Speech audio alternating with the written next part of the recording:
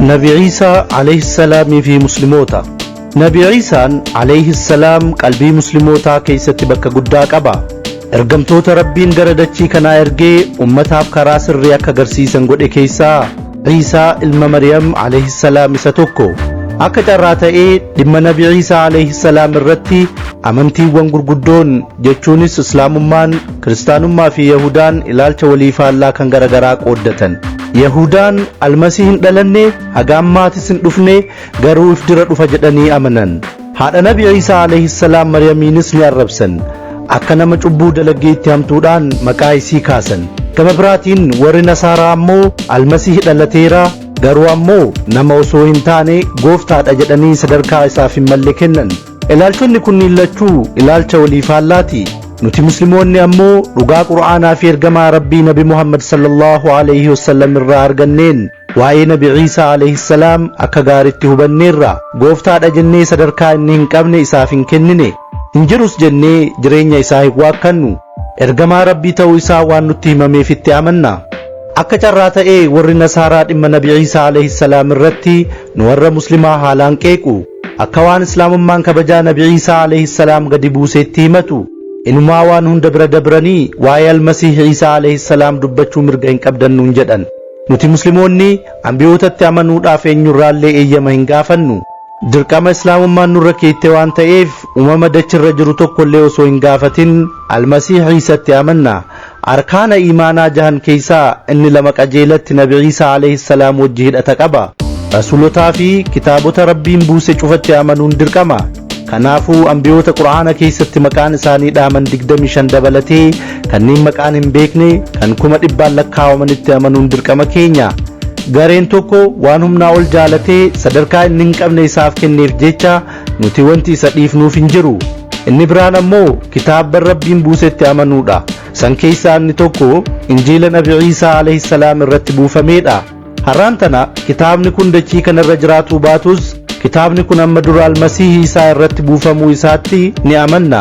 Qajeelluma warra banii Israa'eliitiif jecha kitaaba buufame ta'uu isaatis ni hubanna.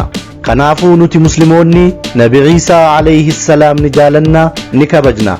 Akkasumas ulfina isaaf malu hunda ni kenninaaf.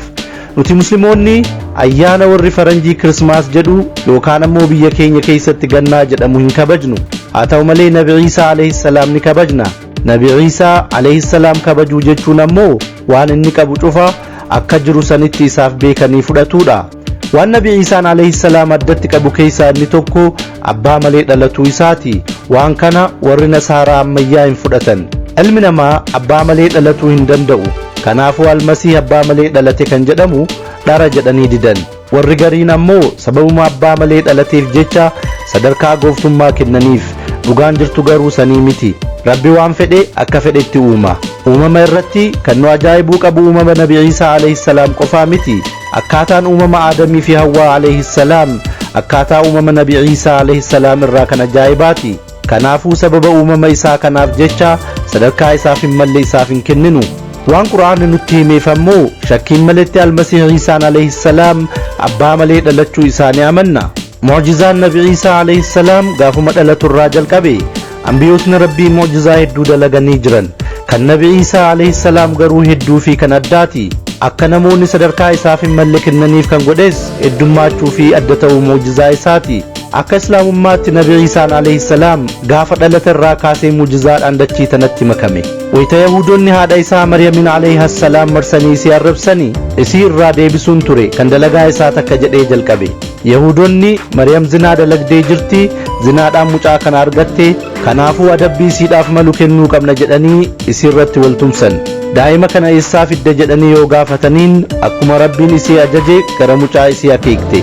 San booda ture almasiih Isaa alayhi salaam kan dubbate. Mudannoo kana Qur'aanni bifa bareedaa fi nama hawwatuun nuu seenessa. Suuraa Maryam suuraa 19ffaa ayata 27 hanga 33tti akkanatti nuuf seenessa. Duuba ilma isii ummatatti fidde. Hoggaa daa'ima argan yaa Maryam dhugumatti waan gurra namaa cabsu dalayde. Yaa obboleetti Haaruun abbaan kee nama badaa miti. Haati teetis gumnaa'aa miti. Gurbaa kana dubbisaa jettee itti akeekte.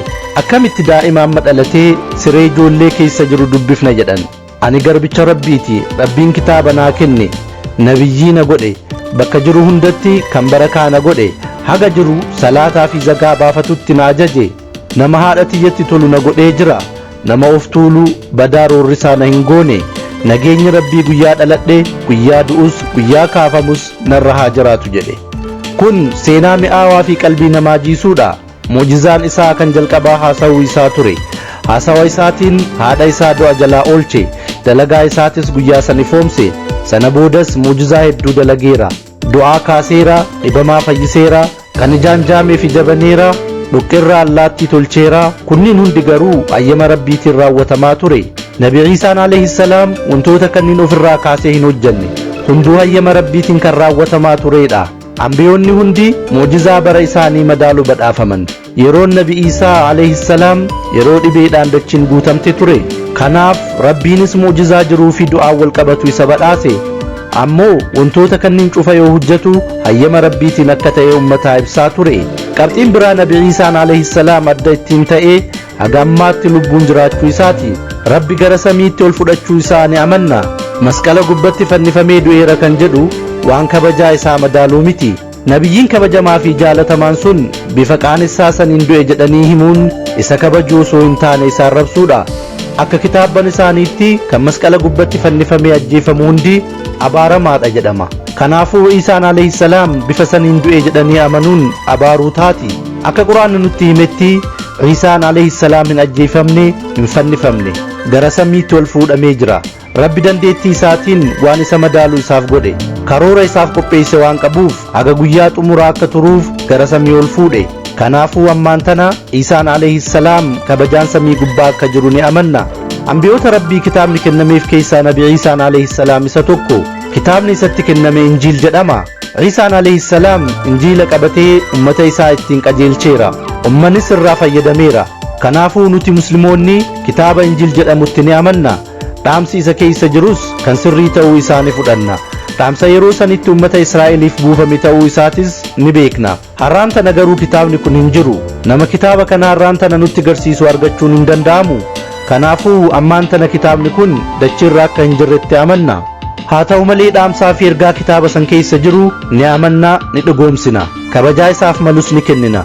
nuti waa'ee nabi Iisaa alayhi salaam yoo dubbannu nama tokkorraallee eeyyama hin gaafannu. almasiih Iisaa alayhi salaam nabiyyii keenya. nuti nabiyyoota jidduutti garaagarummaa takka illee hin uumnu. hunduu ergamtoota rabbiiti. yeroo fi bakka ergaman irratti hunduu dhaamsa rabbii qabatanii deeman. kan fedhii dhuunfaa isaa namatti tuuluudhaaf dhufe tokko illee hin jiru.